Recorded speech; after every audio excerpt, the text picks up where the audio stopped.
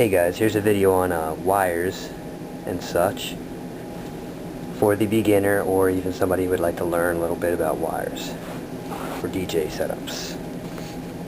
Let's start here. This is my wire bag. You should always have a wire bag or something. I got mine for Black & Decker if anybody wants to know, because it's a nice bag. It wasn't that bad. I think it was like 10 bucks. Have a wire bag, keep your wires organized so they don't get tangled and they'll last longer. You won't have to be paying more money to get new wires, because wires will add up, and you might buy some expensive wires, which is good. So let's start. Inside you see all these different wires. We're going to start with probably the most simplest and what most people have ever seen.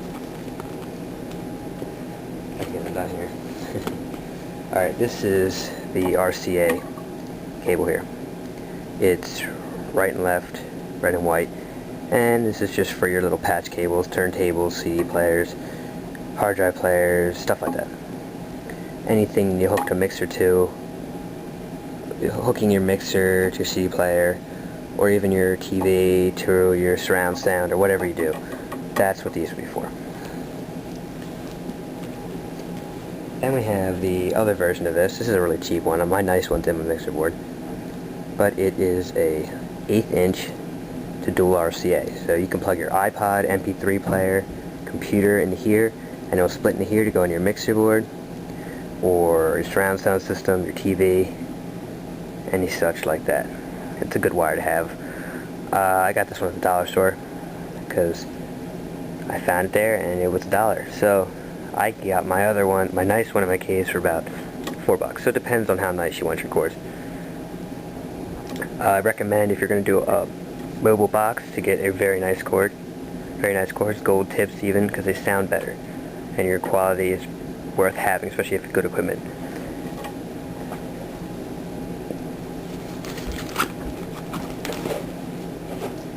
Sorry about the unorganizedness. These cords aren't usually in here. I just did this for this video. This cord here is 1/4 inch. Unbalanced cable. This is used for speakers, from your amplifier to your speaker. It's also used for microphones, electric guitar. Most of you might know it from electric guitars, things like that.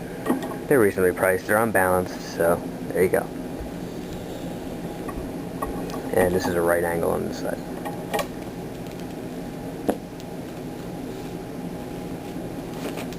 Then we have what I use all the time, XLR cables, or some of you might know them as microphone cables, or DMX cables. There's no difference between DMX cables and microphone cables or XLR cables. They're all the same, so don't let anybody jip you off on those. I wrap my wires like this. If you want to know how to do this, just leave a comment. I'll show you how to wrap wires like that. But I use these for microphones mostly.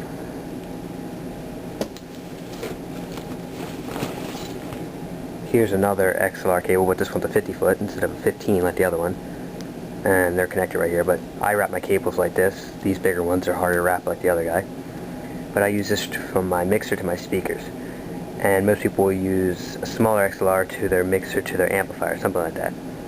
These are balanced, so you get a better signal quality for powered speakers and microphones, stuff like that.